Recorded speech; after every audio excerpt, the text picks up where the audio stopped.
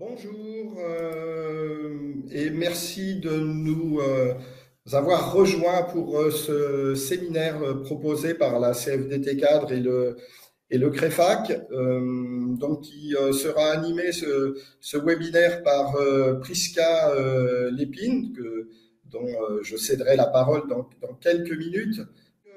Prisca Lépine se présentera et puis développera un exposé, bien entendu, que nous allons rendre le plus vivant à travers votre participation sur le chat que vous avez donc à droite de votre écran, chat participant, où vous pourrez poser vos questions et on ponctuera notre intervention et ce webinaire par des petites étapes d'échange et de reformulation et de formulation de vos questions. Voilà, je vais donc essayer de gérer, bien entendu, ces modalités. Je me présente rapidement, je suis Laurent Dumanche, donc secrétaire national à la CFDT Cadre. Et donc, nous vous proposons ce webinaire sur le processus de décision chez les cadres, et notamment la question des enjeux, tant effectivement sur la santé individuelle et donc du cadre et de la personne qui est confrontée à cette prise de décision, que les impacts sur l'organisation de travail et bien entendu sur donc les collaborateurs, avec derrière toutes les questions de management, de qualité, sur la répercussion justement de ces décisions. Et on va tenter durant 7h30 de regarder déjà comment les cadres se positionnent face à cette prise de décision, les difficultés, qu'est-ce qui rentre en ligne de compte, les considérations, les impacts. Et puis ensuite, on fera un lien plus collectif avec cette prise de décision et la santé des organisations, ce que je disais tout à l'heure, les impacts en termes de management, en termes de qualité de vie au travail.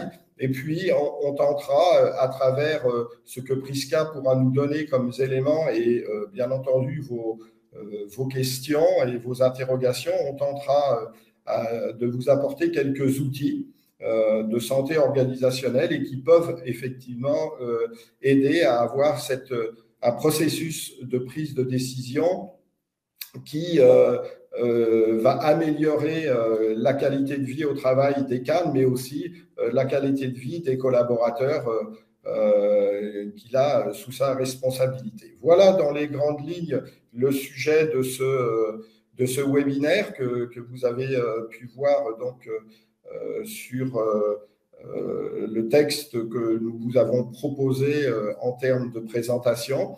Et je vais, sans plus tarder, maintenant, pour pouvoir rentrer au cœur de la problématique, laisser Prisca vous présenter le sujet et bien entendu vous laisser également l'espace et la possibilité de poser vos questions sur le chat, et nous y reviendrons régulièrement tout au long de ce webinaire pour construire un échange entre vous et Prisca, qui tentera de vous apporter les meilleures réponses possibles. Prisca, je te laisse la parole pour ta propre présentation, puis ensuite rentrer dans le vif du sujet. Merci Laurent. Oui, bonjour à tous et merci d'avoir accepté de participer à ce petit webinaire. Donc, je suis experte en santé des organisations. C'est vrai que c'est une expertise qui n'est pas encore formelle en France, mais qui prend de plus en plus de place, en tout cas dans les programmes universitaires en psychologie du travail, puisque maintenant les programmes portent bien le nom de santé individuelle et qualité de vie au travail et santé des organisations. Alors donc, la santé des organisations, très rapidement, hein, c'est bien au-delà de la QVT, en fait. C'est vraiment de pouvoir avoir une vision systémique des difficultés, mais aussi des forces, de la création de valeur, à travers toutes les interactions de l'organisation. Et c'est vrai que le processus décisionnel est très central puisque le management y est confronté de manière continue et effectivement où les difficultés, en tout cas, peuvent se refléter aussi sur les opérations. Qu'est-ce que ça veut dire? Quels sont les impacts du processus décisionnel? Est-ce que parfois on évite de prendre des décisions? Est-ce que on contourne? Est-ce qu'on attend? Est-ce qu'on se pose? Est-ce qu'on prend des risques? Donc on va tout voir ça aujourd'hui. En tout cas, c'est vraiment en 1 heure et demie, bien sûr, on ne peut pas couvrir le sujet en profondeur, mais je vais essayer de vous l'amener en tout cas dans un angle que peut-être vous ne l'avez pas eu la chance de le voir auparavant. En tout cas, on va vraiment aborder la question humaine parce qu'elle est centrale aussi. Alors donc voilà. Bon, donc si vous avez des questions, vous y allez et je sais que Laurent va me transmettre évidemment vos questions au fur et à mesure et j'essaierai d'y répondre au mieux, dans la mesure du possible. Alors, donc si vous voulez, nous allons commencer. Et donc, comme Laurent l'a bien expliqué, c'est un enjeu de santé individuelle et organisationnelle. J'ai voulu le mettre là parce qu'il y a toujours un impact, surtout sur le plan systémique. Donc, il faut que vous sachiez que la présentation des diapos, elle est là seulement pour vous donner des éléments, mais on va approfondir autrement et par vos questions aussi. Donc, déjà au départ, parlons chiffres, parce que je trouve que c'est intéressant qu'on puisse avoir déjà sur l'idée de comprendre pourquoi aujourd'hui c'est très central à la santé des organisations. Vous allez voir les impacts que ça a. Alors, sandwich poulet, jambon fromage, choix difficile. Alors, certainement que, en fait, 82% du management dit souffrir d'angoisse face à la prise de décision. Donc, évidemment, ce que ça veut dire, c'est que les principaux facteurs d'angoisse, selon en tout cas l'étude qui a été faite par Oracle NetSuite, qui a conduit une étude assez approfondie en France et en Europe francophone, a pu établir que les principaux facteurs d'angoisse, en tout cas, se répartissent par la peur d'impacter négativement l'organisation, c'est quand même 43%. La peur de nuire à sa réputation, c'est 23%. Et la peur de perdre son emploi, c'est 13%. Donc, il faut garder ça en mémoire parce que, évidemment, ça veut dire que c'est évocateur de certaines choses. Et on va les voir à la fin en conclusion. 2 autres facteurs de stress sont avancés par les Français. Le manque de temps pour la prise de décision et la complexité des processus. Donc, la complexité pour moi des processus, ça s'établit par exemple, aujourd'hui, si on sait que de prendre une décision nécessite de consulter, d'avoir 3 signatures, 5 signatures, d'avoir le temps d'avoir des approbations, ça veut dire que ça, c'est une complexité qui s'ajoute, en tout cas, et qui vient causer des stress parce qu'on repousse la capacité décisionnelle. Alors, envie d'une bouchée? Peut-être un peu de méfiance? Vous voulez discuter des risques avant de décider si vous allez en prendre une? Eh bien, 85% du management ne fait pas confiance à sa hiérarchie pour discuter d'une décision à prendre. Donc, dans le doute, alors ça veut dire que, encore une fois, les chiffres révèlent que seulement 15% se tournent vers leur hiérarchie pour pouvoir discuter d'une difficulté vis-à-vis d'une décision. Et ceux qui se tournent vers des collègues, c'est 39%, et ceux qui se tournent vers des homologues externes, c'est 21%. Alors, c'est très important parce que, d'une part, ce que ça signifie, c'est que là, il y a une notion de confiance, évidemment, qui rentre en ligne de compte. J'ai mis une petite parenthèse sur la notion des données parce que une des premières, en tout cas, une des premières réponses qui vient sur la difficulté décisionnelle, on pourrait porter à croire que les managers n'ont pas suffisamment d'informations pour prendre des décisions. Mais en fait, c'est le contraire. 99% des cas se disent submergés par l'afflux de données, dans ce qui vient complexifier encore une fois la capacité de prendre des décisions. Donc, une autre petite parenthèse, si les dirigeants français sont plutôt optimistes quant à la performance de leur organisation, ils se sont nettement moins sur la capacité d'ajuster la stratégie globale de l'entreprise en fonction de l'analyse des données. Donc, ce qui vient renforcer évidemment sur la notion de l'afflux de données qui est très important. Alors, donc, qu'est-ce que veut dire en fait ces chiffres? Quelle est la leçon qu'on retient de ces deux chiffres? Il n'y en a pas beaucoup, hein. J'ai pris deux statistiques qui sont quand même de base, mais qu'est-ce que ça veut dire? Alors, ça veut dire d'une part que le manque de confiance est générateur de stress, déjà au départ, parce qu'il nous expose à nos vulnérabilités sans pouvoir apporter de solution.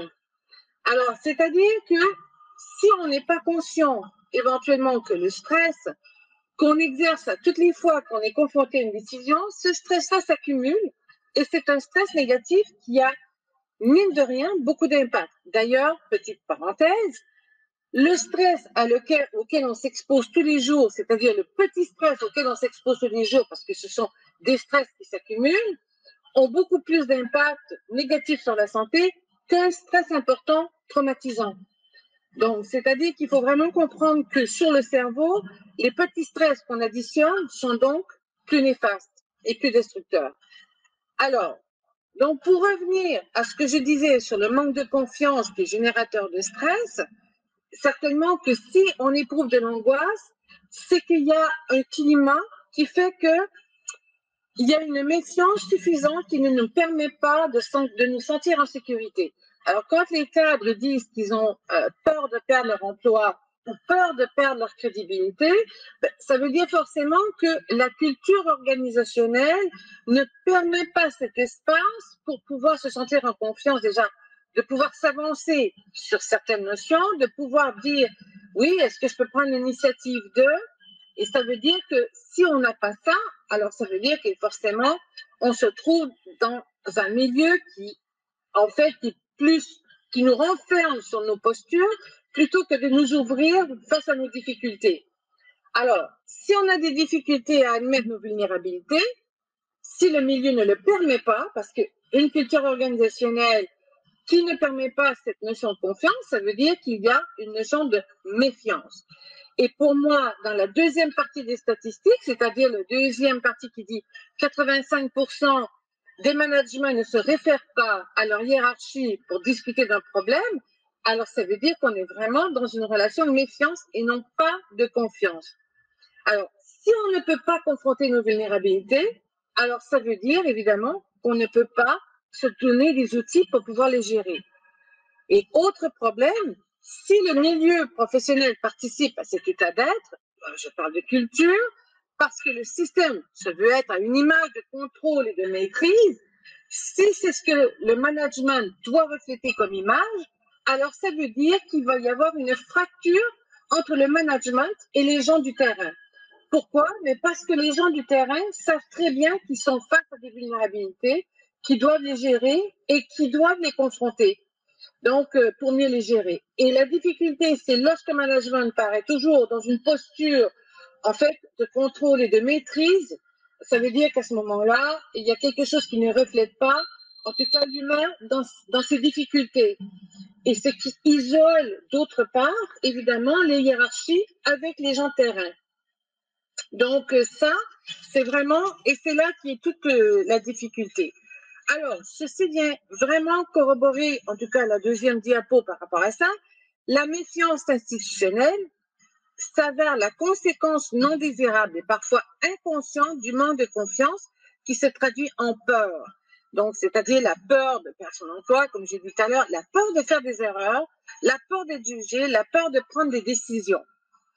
Alors, un point important sur la notion de la peur de prendre des décisions, l'évitement est la première dysfonction organisationnelle de toutes les entreprises et leurs organisations. C'est-à-dire l'évitement, c'est la peur de prendre des décisions. On va aller le voir un petit peu tout à l'heure, un peu plus, mais ça veut dire que je délègue à quelqu'un d'autre, je ne réponds pas, j'attends, je repousse parce que je considère qu'il y a des risques que je ne veux pas prendre. Et ça, c'est l'évitement. Donc, que ça soit justifié pour des raisons, parce qu'il y a toujours des raisons derrière, ça veut dire quand même que là, il y a quand même une interruption dans la capacité d'efficience de l'organisation de pouvoir aller de l'avant. Alors, dernier point sur ce petit chapitre, ce que dit le 99% des cadres submergés par l'afflux de données. Alors, ce sont les comportements qui déterminent la valeur des outils, des moyens et des compétences et même de la formation. C'est-à-dire que la notion d'avoir des données, c'est toujours très relatif. C'est-à-dire parce que déjà d'une part, il faut savoir à travers les données quelles sont les données qui vont nous permettre d'aller là où on a besoin d'aller. La difficulté, c'est qu'il y a aussi 25% des cadres qui ressentent qu'il n'y a pas de précision suffisante sur les plans de réussite des entreprises et des organisations et même des collectivités. Donc, c'est-à-dire que vous pourriez avoir un paquet de données, mais en même temps, si vous n'avez pas un plan clair de la vision qui est portée par l'ensemble du management, alors ça veut dire que là, vous aurez déjà, en tout cas, des difficultés qui vont compromettre cette capacité décisionnelle et qui vont éventuellement interférer aussi sur vous et votre santé parce que à chaque fois que vous vous confrontez à une incapacité de prendre une décision, ça vous dévalorise en tant que management. C'est-à-dire qu'à un moment donné, dire oui, là, je ne peux pas. Parce que, et pour les raisons qui sont justifiées et justifiables certainement, mais ça n'empêche pas éventuellement que ça affecte aussi son ressenti par rapport à sa posture de management. Voilà pour la première petite partie sur les chiffres. Est-ce qu'il y a des questions? Merci Prisca, ça va, alors c'est bien. Merci Prisca pour cette première partie et pour cette présentation qui je dirais, pose le décor à travers des chiffres, mais aussi à travers déjà quelques données ou tout du moins quelques indicateurs que tu as bien voulu exposer, hein, notamment effectivement la question du type de management par la confiance et donc du type d'organisation. Quelque chose aussi d'assez intéressant parce qu'on l'entend assez couramment par rapport à la prise de décision, c'est souvent la solitude hein, de celui qui décide. Et donc là, on a aussi toute la question de à partir de quoi, comment on peut décider. Et ce qui est intéressant dans ce que tu as dit, c'est qu'effectivement, souvent, on se dit, j'ai pas assez d'éléments pour décider. Et là, on voit à travers les chiffres que tu as donnés et le sondage qui a été réalisé que, à contrario, la surabondance de données et l'afflux de données peut aussi apporter de la complexité dans la prise de décision. Donc, c'est des choses effectivement intéressantes sur comment on se met effectivement en condition pour décider dans un environnement serein avec effectivement ces données nécessaires et de l'autre côté ce cadre collectif qui est l'organisation de travail et au sein de laquelle bien entendu la notion de confiance en son organisation, en sa hiérarchie et en ses collaborateurs apporte beaucoup pour éviter ce que tu disais dans ta présentation, cette méfiance qui finalement va être source de fracture dans le bon fonctionnement d'un collectif de travail. Des questions qui viennent d'être lancées, notamment sur les indicateurs que tu donnais, Prisca, et la question est de savoir si il y a des données plus précises par secteur d'activité, par domaine d'activité. Et puis, il y a une question autour du droit à l'erreur. Donc, dans la prise de décision, c'est quand même quelque chose d'assez important. Et en filigrane, dans une organisation certifiée type comment on intègre ce paramètre du droit à l'erreur. Et là, on revient aussi sur l'organisation par la confiance et un management de bienveillance. Voilà pour l'instant les questions que je peux te proposer, Prisca, si tu as quelques apports. C'est vrai que, bon, pour répondre à la question des chiffres, non, il n'y a pas eu de partie d'activité. ça a été une étude qui a été faite sur le management dans différents types d'activités, d'entreprises ou dans les collectivités. Donc, c'était vraiment dans l'idée d'avoir justement, en tout cas, quelque chose qui soit représentatif globalement de l'état d'esprit. Ce qui est sûr, c'est que de toute façon, il y a là quand même globalement, en tout cas, un mal-être qui a des conséquences sur la santé. Et c'est surtout ça que je souhaitais qu'il soit retenu, c'est que même si on n'en a pas forcément conscience, il reste que ce sont à chaque jour être confronté à ce type de situation, ben, évidemment que ça n'aide pas à prendre confiance.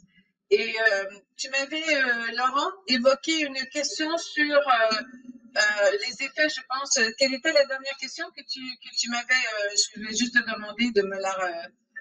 Et la question tournait autour des organisations qui sont rentrées dans une démarche de certification qualité et pour lesquelles le droit à l'erreur est quelque chose une partie intégrante du mode d'organisation et de management, souvent un management conduit par la bienveillance et justement la confiance. Donc la question c'était de savoir comment on intègre cette dimension. En fait, c'est une question qui revient souvent, cette notion de droit à l'erreur, parce que c'est une notion qui peut être un peu élastique et même un peu éventuellement qui permet en fait les traductions de différentes manières sur qu'est-ce que c'est le droit à l'erreur et quel type d'erreur dont il est question. Donc, c'est vrai qu'en santé des organisations, c'est aussi très central. En fait, pour répondre à ça de manière indirecte, c'est que c'est beaucoup plus la culture qui doit déterminer, en tout cas, de cette capacité de droit à l'erreur. C'est-à-dire que le droit à l'erreur ne devrait pas être une notion indépendante, c'est-à-dire que être une règle à part, c'est-à-dire qu'elle devrait s'intégrer à une culture. Parce que quand je parle de méfiance, on ne peut pas d'un côté, en fait, cultiver une culture qui soit plutôt axée sur la méfiance et de dire oui, ben voilà, et d'autre part dire ben ok, on va faire cette part de droit à l'erreur. Il y a quelque chose qui est complètement dichotomique en fait à ça. Donc l'idée c'est de travailler sur la culture davantage, c'est-à-dire de travailler sur un état d'esprit. Et quand on travaille sur l'état d'esprit et qu'on travaille sur une base de valeurs et de principes sur lequel on veut s'appuyer, la notion de droit à l'erreur, elle devient quelque chose qui s'intègre. C'est-à-dire qu'on comprend éventuellement, avec le raisonnement, qu'est-ce qui est éventuellement acceptable et qu'est-ce qui ne l'est pas. Donc, c'est-à-dire parce que éventuellement le conflit ou la ligne rouge, elle se situe là. C'est quelle erreur et quel type d'erreur sur lequel on peut pardonner et que c'est quel type d'erreur qu'on ne peut pas pardonner.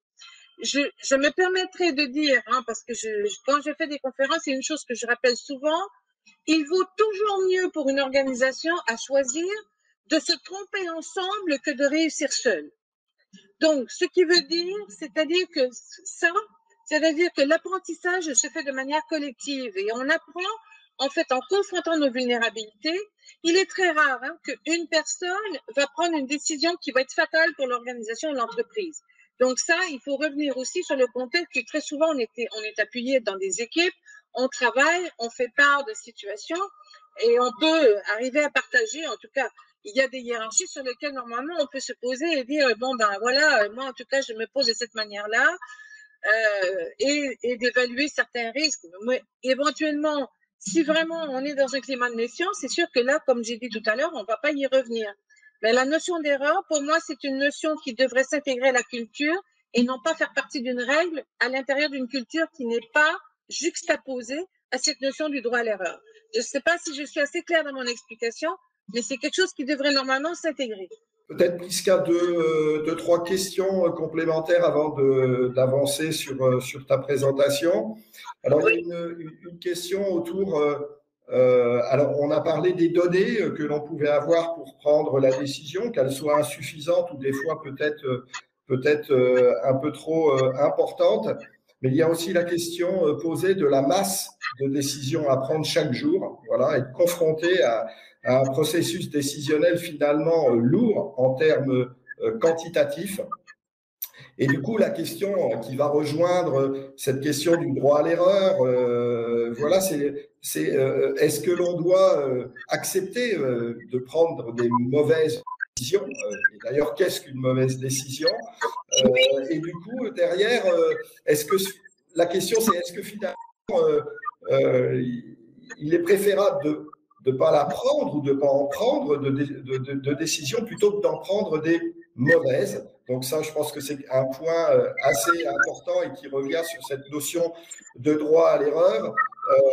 On a du coup une complémentarité dans le chat et je te laisserai répondre, où une autre participante nous dit oui, mais comment gérer la non-décision d'une hiérarchie. Donc on voit que la non-décision n'est pas forcément meilleure qu'une décision prétendue mauvaise, mais ça tu nous en diras un peu plus. Et puis ce que relève une autre participante, c'est effectivement cette notion du coup de droit à l'erreur qui n'est pas encore intégrée dans notre culture commune et qu'il faut peut-être diffuser, inculquer notamment aux plus jeunes et dès le système éducatif, universitaire, etc. Mais tu peux peut-être nous en dire un peu de plus également. Voilà, Prisca.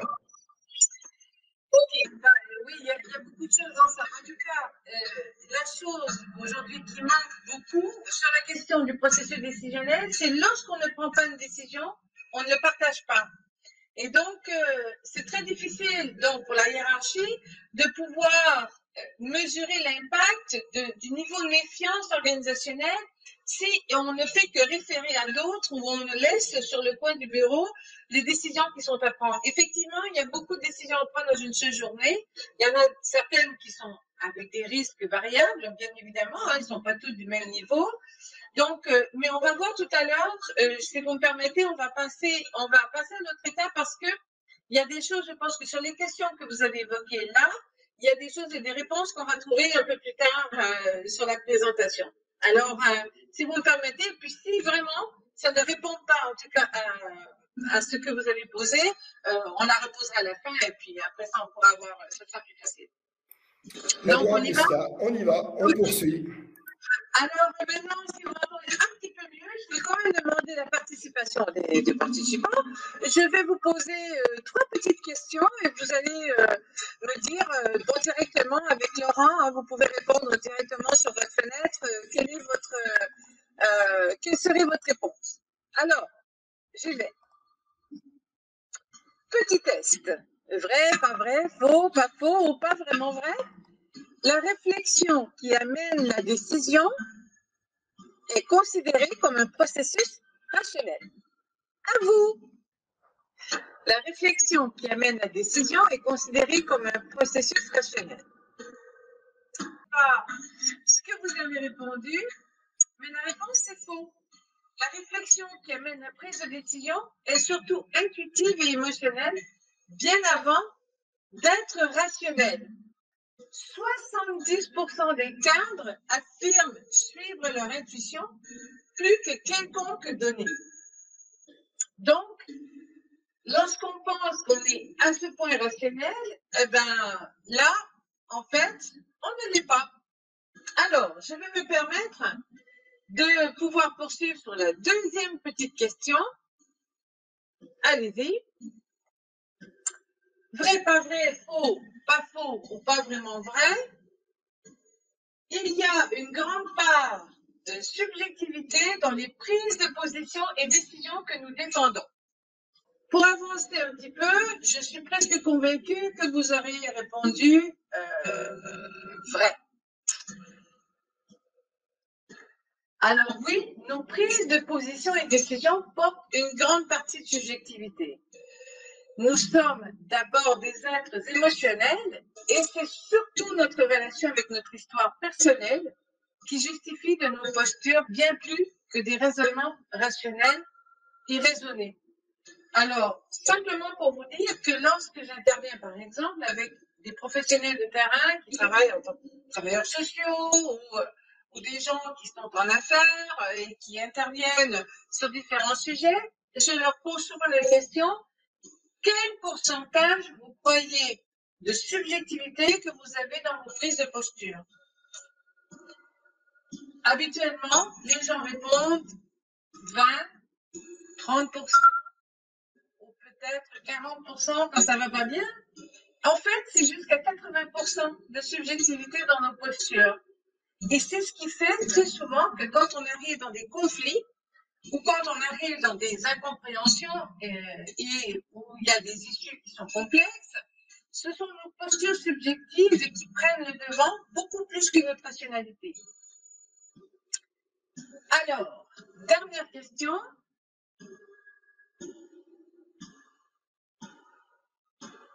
Petit test dernier, vrai, pas vrai, faux, pas faux ou pas vraiment vrai. Notre cerveau a comme fonction de nous déculpabiliser et nous renforcer dans nos certitudes. Je vous laisse quand même 30 secondes pour y réfléchir. Pensez-y bien. Notre cerveau a comme fonction de nous déculpabiliser et nous renforcer dans nos certitudes.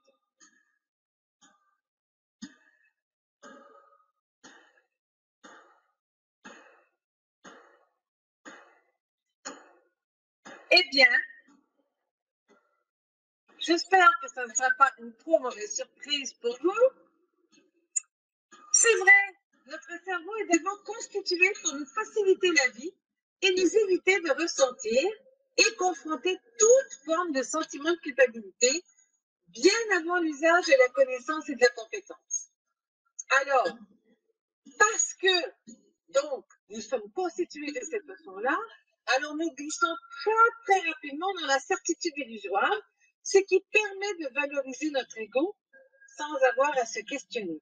Et oui, donc, évidemment, c'est une façon pour nous permettre de nous sentir le mieux possible et ne pas avoir à se remettre en question. Parce que la remise en question, le cerveau se dit, c'est très inconfortable.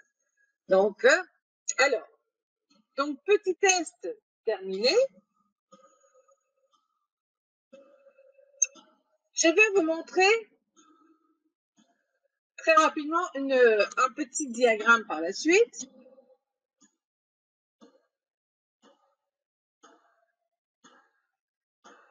Alors, je suis subjective, je suis vulnérable, je suis probablement incohérent, j'ai des certitudes illusoires, je serai loin d'être rationnel, j'angoisse à chaque décision, j'ai un patron pas trop fiable, et si je m'expose, alors tout ça pour un sandwich. Enfin, pour ceux qui étaient au début, ils vont comprendre. Donc, alors, dans les enjeux de notre santé individuelle, ça me rassure. Bonjour Laurent. Alors, dans les enjeux de santé individuelle, on va partir de nos acquis. Qu'est-ce qu'on a comme acquis en tant que management, en tant que professionnel? On a au départ notre formation, à ceci s'ajoute notre expérience, et à ceci s'ajoutent nos compétences. Bon. Alors, quand on arrive au travail, on sait qu'on a une formation, on a l'expérience et nos compétences, on se dit, ben voilà, c'est bien. Moi, je suis professionnel, je suis rationnel, tout va bien. Mais attention, je viens de poser la question avec le petit test, on vient de voir qu'il y a des éléments qui sont là, que j'appelle les perturbateurs, c'est-à-dire nos certitudes, nos justifications quand on se dit oui, voilà, non, j'ai fait ça parce que, notre subjectivité, nos propres incohérences, nos réactions, nos mécanismes de défense et notre prétention. Oui, parce que, évidemment, la certitude amène la prétention du savoir. Donc, ce sont des perturbateurs. Ça ne veut pas dire que tout le monde possède ces mêmes perturbateurs. Je ne voudrais quand même pas que tout le monde commence à avoir peur. Sauf qu'il y a quand même une partie, on a tous une partie de ces perturbateurs en nous. Parce qu'on a une histoire derrière, c'est bien ce que révélait tout à l'heure la réponse aux questions. Il y a une histoire personnelle qui n'est pas détachée de nos postures. Donc, malgré notre formation, notre expérience et nos compétences, on a aussi des éléments qui sont issus de notre histoire, de notre propre personnalité, en dehors de ces acquis, et qui viennent jouer un peu sur le terrain, évidemment, de notre rationalité. Alors, les acquis et perturbateurs définissent l'état d'esprit dans lequel on se trouve. Bien évidemment, parce que si je suis en posture d'humilité, ça veut dire que je suis en posture d'ouverture. Si je suis en posture de prétention, ça veut dire que je suis dans la fermeture.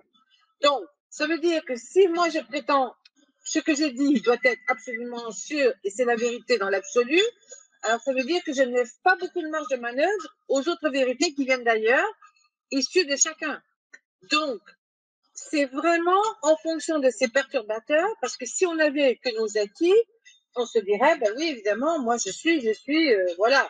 Et souvent, les managers me disent, oui, mais moi j'ai 20 ans d'expérience. Oui, ben, il y a 20 ans d'expérience et tout si long en incompétence sans compétence. Donc, ça ne détermine pas forcément la valeur de la rationalité et de la non-subjectivité dans les postures. Donc, ça, c'est bien important de le dire. Est-ce qu'il y a des questions sur cette partie? Maintenant que tu es là, Laurent, je suis certaine qu'il va y avoir des questions parce que bon, il y a eu toutes les petits tests, là, je n'ai pas pu voir les réponses, mais c'est pas grave. Est-ce qu'il y a des questions sur cette partie?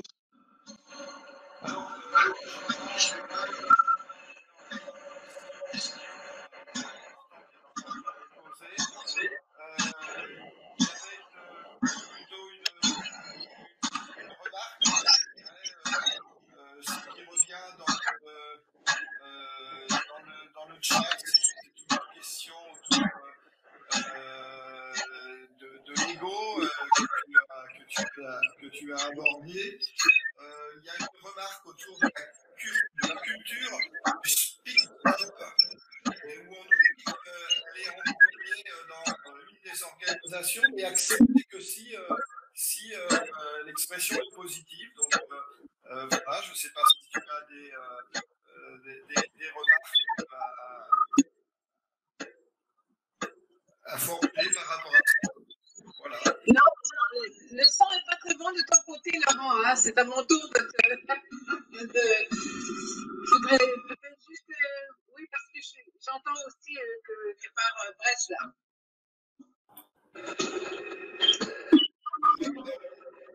Ça passait mieux avant, là, je ne sais pas, là c'est un peu compliqué là.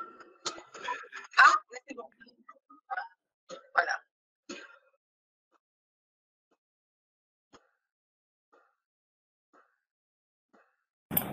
Ah, peut-être de cette façon-là, c'est un peu mieux.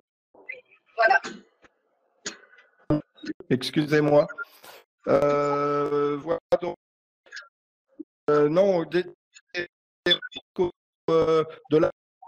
la valorisation de l'ego, Prisca.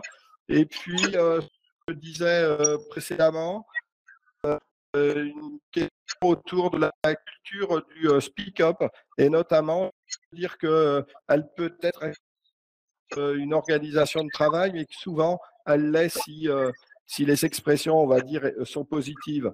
Donc, voilà. Est-ce que tu as des compléments d'information là-dessus? Non, en tout cas, c'est sûr que quand on parle de culture, hein, c'est vraiment, je tiens à le dire, hein, que sur le document que j'ai écrit, sur le livre que j'ai écrit sur la notion de santé organisationnelle, c'est la culture qui doit se cultiver. Alors, la culture n'est pas quelque chose de fixe, c'est quelque chose qui évolue à partir du moment où on la cultive. Hein. Donc, c'est-à-dire que, bon, si on ne la cultive pas, eh bien, elle est ce qu'elle est, avec tout ce qui vient. Mais si on la cultive, ça veut dire qu'effectivement, on peut créer un environnement qui soit largement favorable aux échanges, au partage et qui amène évidemment beaucoup plus de collaboration et de concertation. En tout cas, ça, évidemment, c'est une des visions qui m'apparaît assez saine lorsqu'on arrive à pouvoir, en tout cas, débloquer la parole. Mais la difficulté, c'est qu'il y a quelque chose aussi de très dichotomique. La difficulté d'ouvrir la parole, ça veut dire de se confronter à des pratiques parfois qu'il faut peut-être modifier. Et quand on parle d'ego du management, ben, là, on a vraiment, c'est là qu'on arrive avec des remparts ou des murs de résistance. Parce que beaucoup de managers ne se sentent pas en mesure de se remettre en question, ne veulent pas se remettre en question et ont l'impression que si on parle de difficultés, ça les remet en question. C'est-à-dire qu'il y a une posture qui devient beaucoup plus personnelle par rapport à sa propre estime de soi, au niveau de son statut management, plutôt que d'avoir une ouverture. C'est toujours la question ouverture, fermeture, de quelle manière on décide de travailler. Ça part en tout cas de l'état d'esprit. Donc ça veut dire que c'est ça qu'il faut déjà semer, c'est-à-dire de comprendre qu'on a, en tant que management, quand on est manager, qu'on a un pouvoir sur la définition de nos postures et sur la conséquence de ces postures qu'on a. Donc, et parce que vous allez voir tout à l'heure que là, on rentre dans la décision et santé des organisations et vous allez voir évidemment très rapidement quel est l'impact de tout ce qu'on vient de parler. Parce que impact sur l'organisation, c'est important d'en parler, forcément. Parce que quand on a des postures individuelles, évidemment, dans une vision systémique, l'organisation est impactée. Alors, donc, on va y aller. Non, il y a une question de fond sur, justement, tu abordes cette problématique de changement et d'organisation. Et donc, quelles pratiques concrètes, justement, pour faire évoluer cette culture et pour aller vers la culture que tu développes en termes aussi bien de management que de prise de décision, avec toutes les problématiques et toutes les thématiques que tu viens de soulever. Pour ce qui a trait à la question de culture organisationnelle, la première chose que je fais quand j'interviens dans des entreprises et quand j'interviens dans des collectivités, c'est d'abord de poser la question jusqu'où vous êtes prêts à changer et à confronter les choses telles qu'elles sont. On va justement voir dans la décision et la santé des organisations, on va voir un peu plus, en tout cas, qu'est-ce que ça veut dire. Et puis, à la fin, je pourrais vous répondre, en tout cas, parce qu'il y a ce que j'appelle les 5 sur 5, on va y venir tout à l'heure, dans les solutions. Donc, et puis, vous pourrez me reposer des questions si jamais ça ne répond pas. Mais on va avancer un petit peu là-dessus, justement pour vous permettre d'approfondir, parce que je vois que le temps passe aussi. Alors, on y va.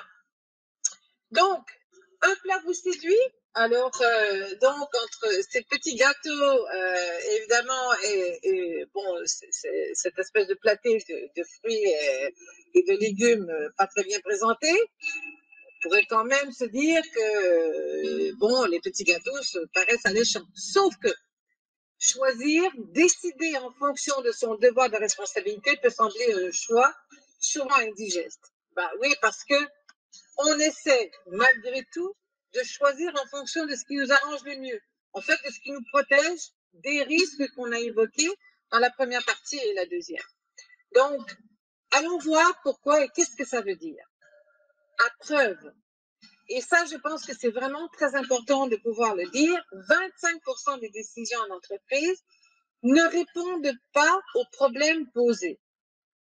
Ça veut dire qu'une décision sur 4 qui est prise ne correspond pas au problème. C'est important. Pourquoi? Parce que ça veut dire que lorsque, en fait, on ne répond pas à un problème posé, ça veut dire qu'à partir du moment où on apporte une solution, on crée un deuxième problème. Et c'est là, je sais qu'il y avait eu quelqu'un au début qui a dit oui, on passe nos journées à prendre des décisions. En fait, la difficulté aujourd'hui, c'est que les managements sont confrontés à résoudre des problèmes, mais jamais le problème de fond. Et pourquoi je dis ça?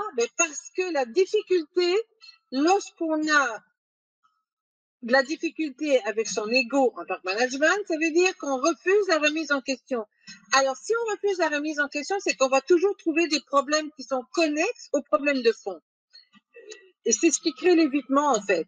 Et donc, c'est pour ça que, évidemment, ça veut dire que quand il y a le management qui décide de ne pas répondre, il faut se rappeler que la crédibilité d'un management n'est pas établie par lui-même, mais bien par ceux qui le regardent.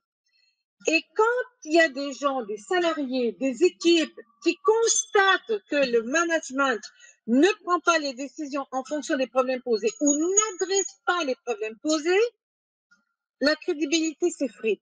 Peu importe ce que le management pense de lui-même.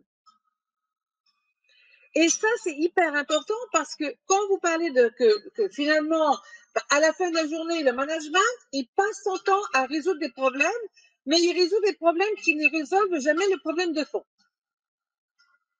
Et donc, aujourd'hui, quand on parle des managements qui vivent beaucoup d'angoisse, de stress et qui perdent le sens du travail, en tout cas, c'est-à-dire qu'il n'y a plus cet espace pour pouvoir dire, mais comment moi je peux aujourd'hui arriver à donner sens à ce que je fais?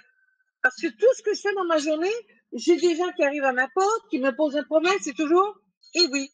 Parce qu'il y a là, probablement, il y a le tiers des personnes qui arrivent à votre porte, il y a le quart des mails qui arrivent à votre boîte, qui en fait sont toutes des décisions qui sont reportées, qui ne sont pas résolues parce qu'à un moment donné, il y a d'autres aussi en amont et en aval qui décident et qui refusent de prendre les décisions qu'ils doivent prendre parce qu'il y a des consignes aussi qui sont données par des dirigeants qui souhaitent tout simplement mettre le couvert sur les difficultés. J'en ai rencontré, il y en a beaucoup. Et la difficulté, c'est lorsqu'à chaque fois qu'on ne répond pas à un vrai problème, on en crée un autre. Et le management aujourd'hui se donne comme mission, sans le savoir inconsciemment, deviennent des résolveurs de problèmes. Et en fait, pour des problèmes en fait qui pourraient être inexistants, qui n'auraient pas besoin d'être là, et qui en même temps pourraient être résolus par d'autres moyens, et éventuellement en allant à la source. Bon, oui. Prisca, peut-être juste, excuse-moi Prisca, mais c'est assez intéressant. Il y a quand même un questionnement autour des chiffres là qui sont avancés, et notamment sur le fait que les décisions ne répondent pas forcément aux problèmes posés. Et donc, tu dis une décision sur 4 est concernée. Comment on peut quantifier ça? C'est une question sur le chat. Eh bien, c'est simple, hein, quand vous regardez, la plupart des décisions qui sont prises n'ont pas de processus d'évaluation sur la mesure de réponse. Alors, c'est simple. Pourquoi il n'y a pas d'évaluation sur l'impact des décisions qui sont prises? Est-ce que c'est parce qu'il y a un intérêt de savoir ce que ça va donner? Comment on fait pour revenir sur les décisions qui sont prises? Dans énormément d'instances, je vous le dis, les décisions sont prises et après on se dit, ah ben, on vivra avec les conséquences. Non. Quand on est un management et qu'on a un processus qualité, quand on a d'ailleurs la santé des organisations, c'est vraiment là les pôles d'action importants.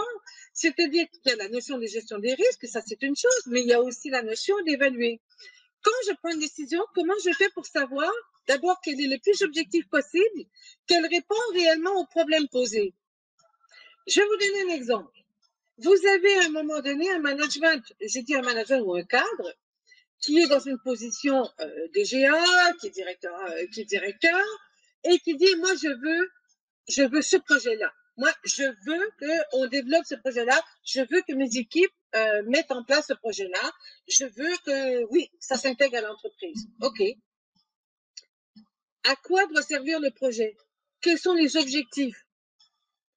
Et quand on étudie sérieusement les objectifs de projet, les résultats, et qu'on n'évalue pas les impacts, ben là, on voit que finalement, quand on regarde les échecs en cours et qu'on n'apprend pas des échecs, et on refuse de faire des apprentissages sur ces leçons-là, ça veut dire qu'effectivement, on se retrouve en difficulté et on a des décisions qui ne répondent pas aux problèmes.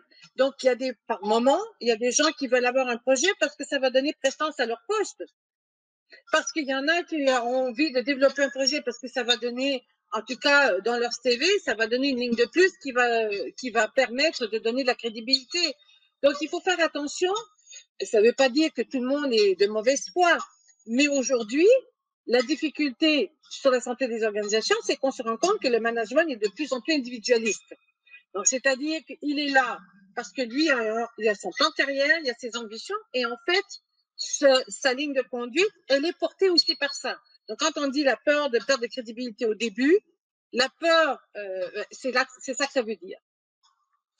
Donc, alors, c'est sûr que, bien évidemment, à travers tout ça, il y a quand même une perte de sens et il y a une perte de valorisation de l'effort. Et ça, je tiens à le dire.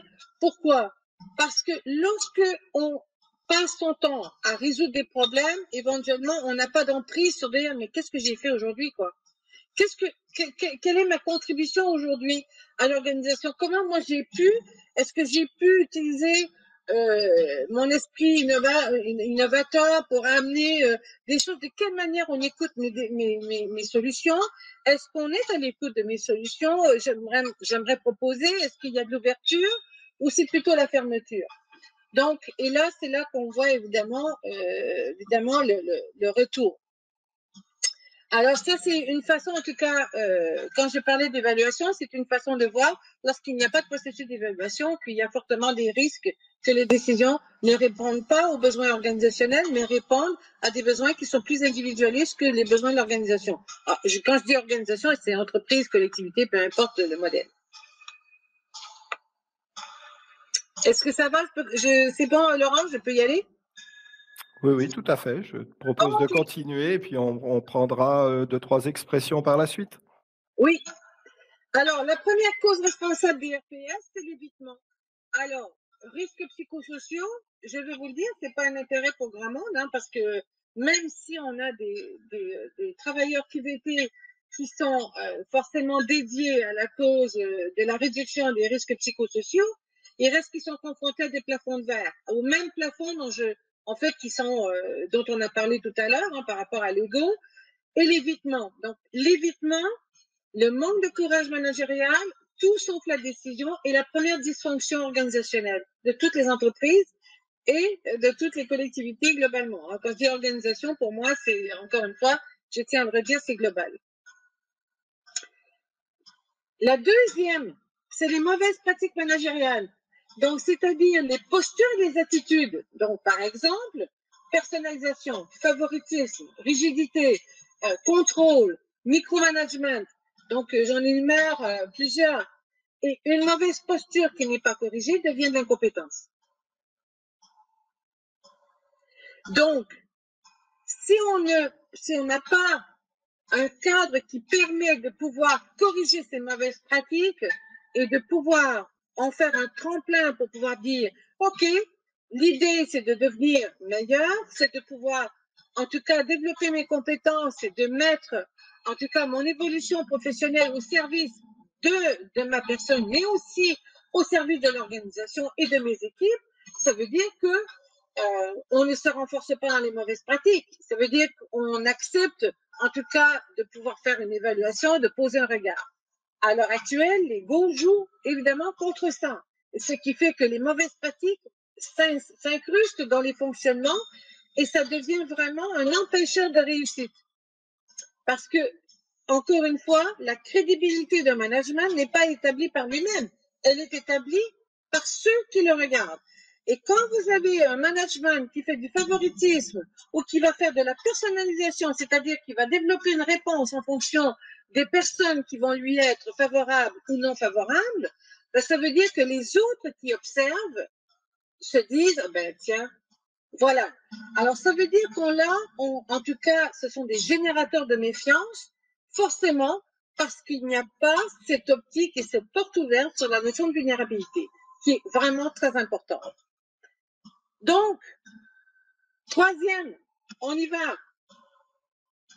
Vous l'avez vu, ben c'est le processus décisionnel en lui-même, c'est-à-dire la subjectivité, l'incohérence et le manque de confiance qui fait que on arrive à un moment donné à vivre mal avec les décisions qu'on prend ou bien en tout cas de vivre dans une certaine peur. Donc, notre subjectivité et notre incohérence, c'est de quelle manière on prend des décisions sur lesquelles on dit se sentir à l'aise pour le faire. Est-ce que ça répond encore une fois à un besoin organisationnel? Est-ce que ma posture va vraiment être celle qui va permettre de débloquer des situations? Est-ce que c'est ce qui va permettre aux équipes ou à l'organisation de faire un pas devant? Et ça, c'est vraiment hyper important. Donc, ça, je ne vais pas vous laisser là-dessus, bien évidemment. Je vais vous montrer, ce n'est pas la faute ni au gâteau, ni au management. La faute, évidemment, appartient à la culture organisationnelle. Et je tiens à le préciser. C'est-à-dire qu'il doit y avoir, bien évidemment, une volonté certes, oui, la faute appartient d'ailleurs d'abord et avant tout, quand je parlais tout à l'heure, ce n'est pas la faute du management, c'est la faute de la culture organisationnelle.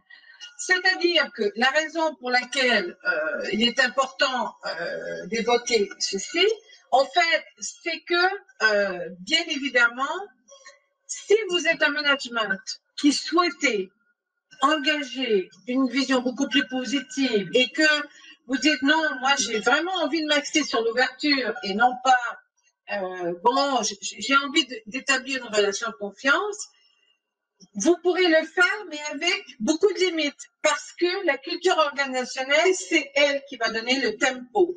Si vous avez une hiérarchie ou un codir ou une équipe de direction qui n'est pas sur le même axe que vous allez vous river éventuellement à votre plafond de verre.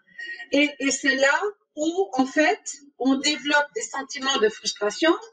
C'est là où on développe un sentiment d'injustice parce qu'en fait, on veut faire avancer les choses, on veut le faire dans de bonnes choses, on arrive avec sa bonne foi, on veut s'investir avec intégrité parce qu'on y croit et parce qu'on veut que ça réussisse, mais qu'on voit que pour d'autres raisons et d'autres phénomènes qui sont associés à d'autres, autour de soi, on n'y arrive pas. Ben oui, et c'est pour ça que la culture organisationnelle, c'est elle qui donne le tempo, en fait. Et il ne s'agit pas que d'avoir une personne qui désire réussir et qui désire faire les choses. Ça prend vraiment, en tout cas, suffisamment d'acteurs pour propulser la culture dans une autre dynamique. Et c'est là qu'on voit éventuellement où les gens s'épuisent. C'est-à-dire que le management, quand on voit les gens qui partent en épuisement professionnel, on voit souvent ceux qui sont le plus engagés. C'est-à-dire que quand ils arrivent, pourquoi? Parce qu'ils arrivent justement à être confrontés continuellement à ces plafonds de verre et qui fait que ça devient frustrant. Ils ont un sentiment d'impuissance qui se développe et c'est vraiment ce sentiment d'impuissance qui devient le moteur en fait de cette perte de motivation et éventuellement de se dire que de toute façon ça sert à rien, que en fait il y en a trop qui ne veulent pas et on est toujours confronté face à soi-même dans les limites de ses capacités et de ses moyens. Et ça, il y a une façon, dans la santé organisationnelle, on dit, dans une expression relative, on dit, faut bien le prendre, parce que c'est bien sûr, ça se détermine pas comme ça, mais on dit, une culture organisationnelle qui est saine, ce sont les gens malsains qui partent. Quand la culture organisationnelle est malsaine, est saine, ce sont les gens malsains qui partent. Parce que éventuellement, chacun est confronté à ses plafonds de verre. Donc ça, c'est très important de le prendre en compte. Voilà. Alors, qu'est-ce que ceci veut dire? Regardez bien ce dont on a parlé depuis le début. Alors, les enjeux individuels, ses acquis, expérience, compétences, formation, ces perturbateurs, l'incohérence, subjectivité, certitude, mécanisme de défense, on voit, et ça définit la posture.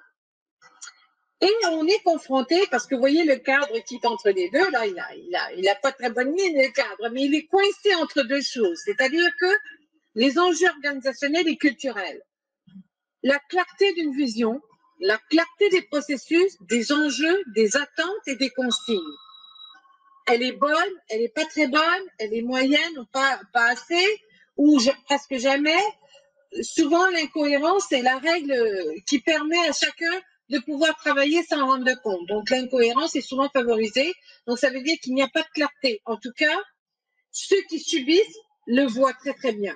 Donc, quand je parle de cohérence, je reviens encore avec ce mot-là dans la communication, dans la manière de collaborer et de résoudre des problèmes. Est-ce que on a décidé de se pencher sur une manière de discuter, de réfléchir sur des problèmes et éventuellement de résoudre des problèmes. La plupart des gens vont dire, ben non, c'est quelque chose qu'on fait chacun pour soi. Donc, à côté, vous avez, si la culture est axée sur la méfiance plutôt que la confiance, si en plus la culture est axée sur la répression plutôt que le sens de l'initiative et de l'innovation, et si la culture est axée sur l'individualisme et les ambitions personnelles, regardez à quoi se confronte le cadre au milieu. Il est pris dans sa posture avec des enjeux organisationnels et culturels importants. Et là, il se trouve en plein dans cette. En fait, il marche sur tout ce qui génère les RPS, c'est-à-dire le burn-out, le sentiment d'impuissance dont j'ai parlé tout à l'heure, le sentiment d'injustice, l'anxiété, l'isolement, la rigidité. Et les 5 paliers de culture qui sont là aussi rattachés à la culture organisationnelle, c'est-à-dire les 5 paliers de rupture, pardon, on les identifie pour voir là où sont rendus les gens dans leur dissociation avec l'organisation. Comment, en fait, à quel niveau on est rendu dans le mode de survie d'une culture qui ne répond pas aux besoins du management et aux besoins de l'organisation. Donc, juste pour vous donner rapidement les 5 paliers de rupture, qui sont très progressifs. Donc, d'une part, le premier, ce qu'on distingue, quand on voit que la culture ne répond pas aux besoins, c'est la rupture de motivation. Oups, là, on commence à perdre l'envie des gens de vouloir participer, de vouloir collaborer, de vouloir coopérer. Souvent, je vais vous le dire, par exemple, on sollicite pour faire des enquêtes à gauche, on fait des enquêtes à droite, on sollicite les gens, mais en même temps, on ne travaille pas sur les résultats. Donc, les gens se disent, on nous utilise, on nous instrumentalise, donc je ne suis plus motivée. On revient toujours avec les mêmes problèmes, on ne règle pas les choses, c'est toujours ça, donc je me dissocie. C'est-à-dire que je n'ai plus la même motivation de m'engager. Deuxième palier, la rupture de confiance. Quand on voit des managements maintenir des postures inadéquates et qu'il n'y a rien qui se fait, quand on voit des dirigeants qui prennent des décisions en fonction de pouvoir profiter à leur CV plutôt qu'au bien de l'organisation parce qu'ils refusent les remises en question, on a des problèmes. Donc là, c'est la notion de confiance qui vient en deuxième. Troisième palier, une fois qu'on a vécu la rupture de motivation et de confiance, c'est le palier de rupture de la solidarisation, c'est-à-dire qu'on se désolidarise du fonctionnement organisationnel. Non, moi, ça ne m'appartient pas. Non, je me désolidarise des postures qui sont prises. Ça, c'est le troisième. Le quatrième, et souvent lorsque la culture est vraiment malsaine, c'est là où on le voit le plus, c'est la rupture de loyauté. C'est-à-dire que les managements décident de gérer leur direction, leur service en fonction de leur propre vision et ils ne font que rendre compte très sommairement. Il n'y a plus de dialogue réel, il n'y a plus d'intention réelle de travailler ensemble, il y a cette rupture de loyauté. C'est-à-dire que je ne crois plus à ce dirigeant parce que, en fait, lorsqu'on a des difficultés, on est abandonné, il n'y a pas cette écoute, on n'a pas cette approche constructive. Donc, moi, je vais travailler avec ma direction d'une manière qui soit différente. Donc, ça, c'est la rupture de loyauté. Et évidemment, quand on est rendu à la rupture de loyauté, ça veut dire que là, on parle même plus de culture. C'est vraiment, là, c'est chacun pour soi. Et on arrive évidemment au dernier palier, qui est la rupture organisationnelle. C'est-à-dire que là, il y a vraiment une fracture généralisée et tout le monde est impliqué dans cette fracture. À chaque niveau, il y a cette fracture qu'on détecte. Moi, je viens travailler pour le salaire, je ne viens plus ici pour l'organisation. Par exemple. Moi, je vais faire mon année, je fais mes 2 ans et après, je me barre. Ça, c'est déjà une rupture. Ça ne veut pas dire que les gens ne peuvent pas partir ailleurs. Je parle de l'état d'esprit dans lequel les gens se trouvent, qui fait que. Et c'est ça qui est extrêmement déterminant. Merci, Prisca. Donc, il reste un petit quart d'heure pour échanger éventuellement. Alors, beaucoup de participants relèvent finalement malheureusement une identité dans ce que tu es en train de décrire et dans les dysfonctionnements constatés en matière de prise de décision et organisationnelle, avec toutes les conséquences autour de la. On entend l'horloge assez fortement, Prisca, sur peut-être ton micro. Voilà. Peut-être tu peux le couper pendant que j'interviens. Donc voilà, toutes ces questions et donc une forte identité par rapport aux situations dont tu faisais référence, avec toutes les questions de cohérence aussi entre la prise de décision et le vécu réel de terrain, et qui du coup porte ce décalage et entraîne finalement cette rupture de confiance, ou tout du moins cette rupture de collectif qui est quand même primordial. On l'a bien compris, avec derrière toutes les conséquences de démotivation, mais aussi de perte d'énergie et d'efficacité finalement dans le travail de chacun, dans le travail individuel, mais dans le travail également collectif et de l'organisation.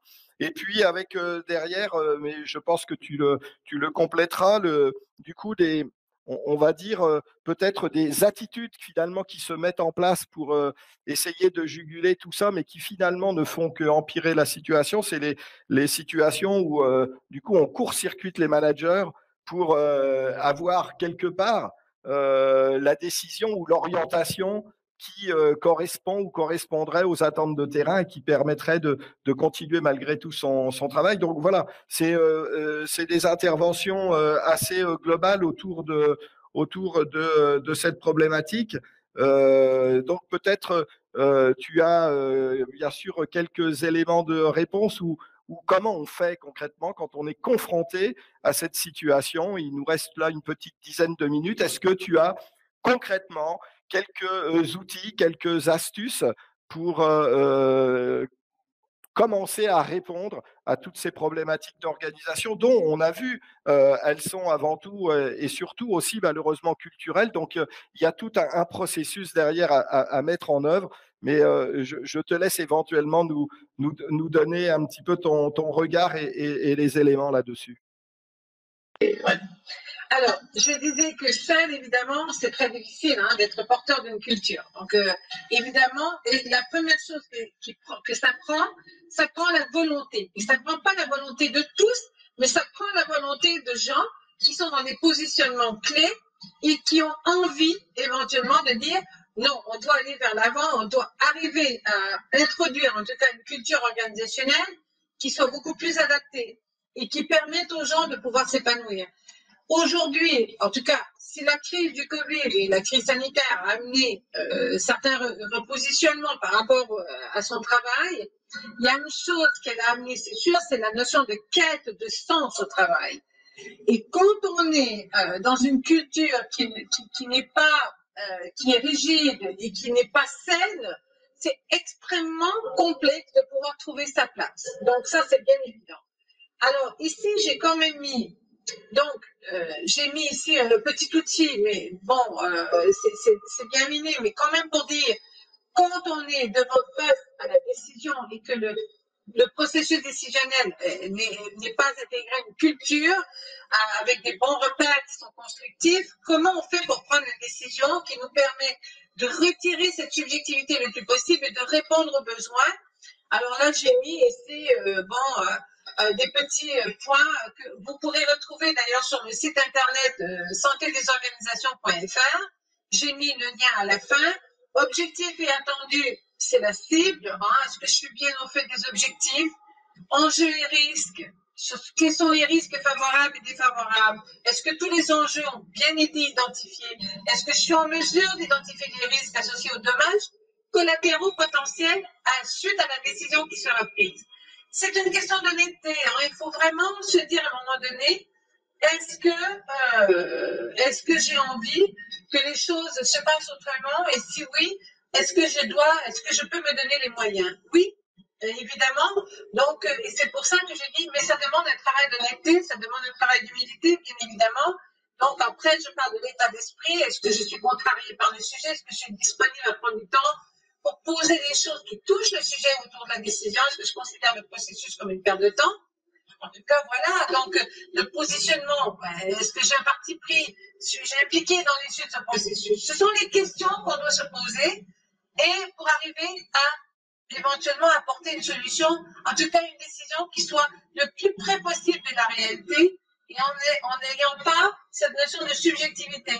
Donc, et ça se ressent. Lorsque le travail est fait, lorsque ce travail est posé, ça se sent par rapport à ceux qui vivent la décision et qu'ils peuvent la comprendre. Donc, parce qu'il y a aussi après toute la question de la communication sur la décision. Ça, c'est une autre partie. Mais les appuis, est-ce que je possède des informations suffisantes pour poser pour poser la réflexion sereine? Est-ce qu'il y a d'autres personnes qui devraient être impliquées au niveau de la légitimité? Et puis, quels sont les principes et valeurs qui sont intégrés aux solutions potentielles? Quelles sont les valeurs les plus importantes qui devraient être considérées prioritaires dans ce processus? Donc, j'ai mis à la fin, ici, en fait, la matrice de la santé des organisations. Au moins pour que vous ayez un visuel de la santé. Qu'est-ce que c'est la santé des organisations? En fait, là, c'est une matrice. Ce n'est pas tout de la santé, mais c'est sur ce quoi on travaille quand on travaille en santé des organisations.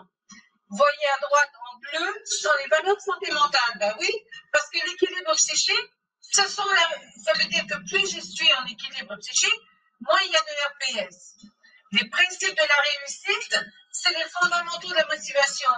Si j'ai envie de m'impliquer, c'est que ça va bien dans l'organisation et qu'en fait, oui, j'ai envie de développer, j'ai envie d'innover, oui, il y a de la place pour moi, je peux donner sens à mon travail. Parce qu'il faut se rappeler une chose très importante. L'université de Harvard a étudié pendant 75 ans qu'est-ce que c'était le bonheur. Ils ont aussi développé, ils ont étudié en recherche, qu'est-ce que ça voulait dire au travail.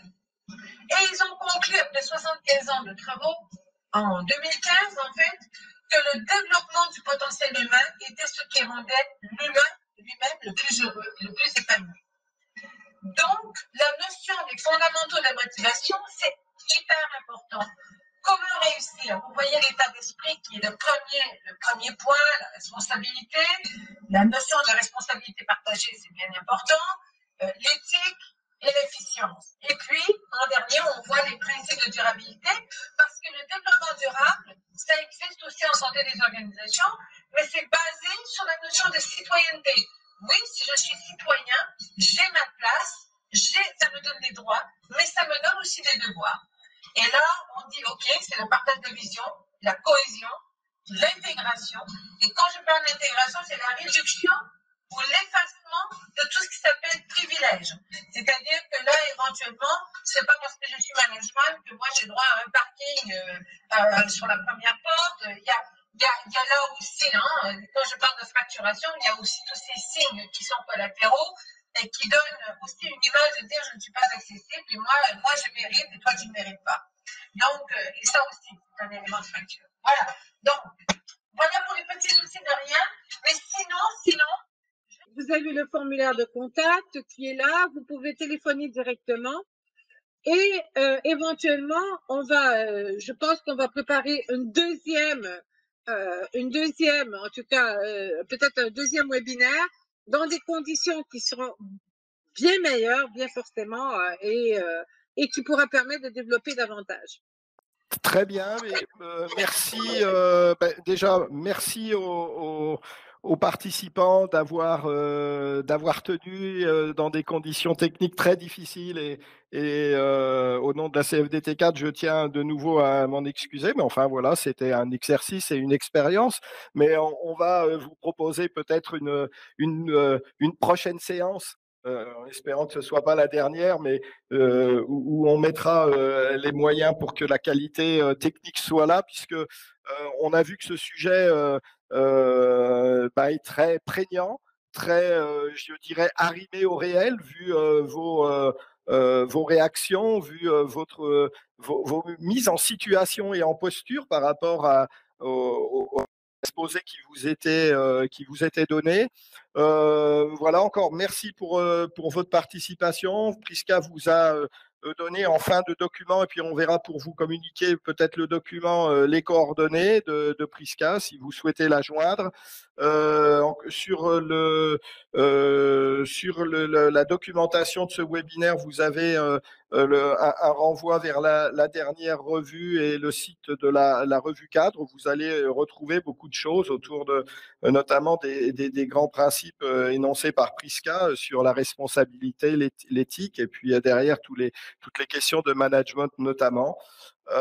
Merci encore, bonne fin de journée à vous, et puis à très vite, je l'espère, dans des meilleures conditions, mais j'en suis certain. Et merci Prisca pour la qualité de cette intervention et des éléments donnés, avancés et partagés surtout, parce qu'on a vraiment besoin de collectif et de partage sur ces questions centrales en termes d'organisation et de vie au travail, tout simplement. Merci beaucoup.